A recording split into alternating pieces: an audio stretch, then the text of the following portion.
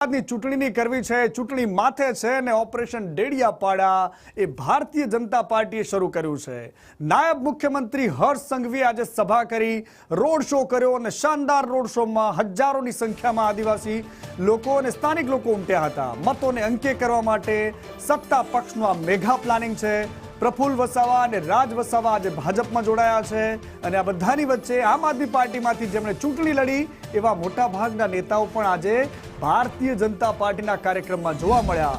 આ ખૂબ મહત્વપૂર્ણ છે કારણ કે ચૂંટણીઓ માથે છે અને બધાની વચ્ચે જ્યારે હર્ષ સંઘવી જાય છે તો એ સીધી નજર છે 27 આદિવાસી વોટ બેંક પર। એ બેઠક છે ગુજરાત વિધાનસભાની, પરંતુ અત્યારે જે જિલ્લા અને તાલુકા પંચાયતની ચૂંટણીઓ આવે છે, હર્ષ સંઘવીની જવાબદારીઓ વધી ગઈ છે અને પોતાનો ચહેરો પણ સરકારના ચહેરા તરીકે હવે સામે છે।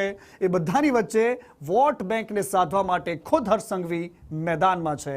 ચૈતર વસાવાના ગઢમાં હર્ષ સંઘવીનો રણટંકાર।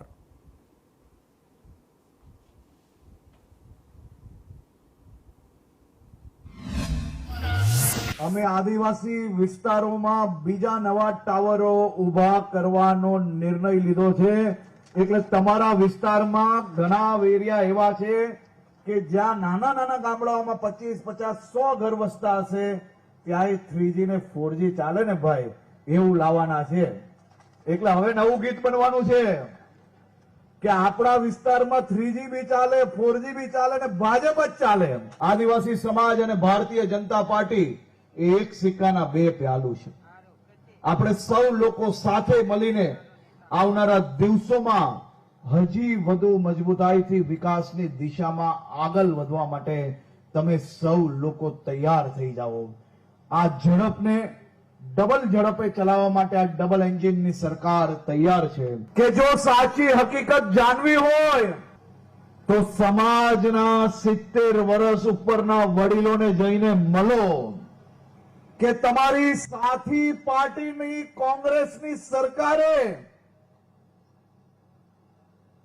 ગુજરાતના આદિવાસીઓ જોડે કેટલો અન્યાય કર્યો છે તે જાણવું હોય તો આજના 25 વર્ષની કે મારી ઉંમરના નોજવાનોને એનો અંદાજો ના જ હોય। તમારા મિત્ર આજકાલ જે મસીહા બન્યા છે એ ક્યારેક આવે તો એમને કહેજો કે ભાઈ તો આ 25 વર્ષના નોજવાનોને જેને ભૂતકાળનું શાસન જ નથી જોયું, તેને 2-5% મતની લાલચમાં તું ક્યાં એમને ગેરમાર્ગે દોરે છે।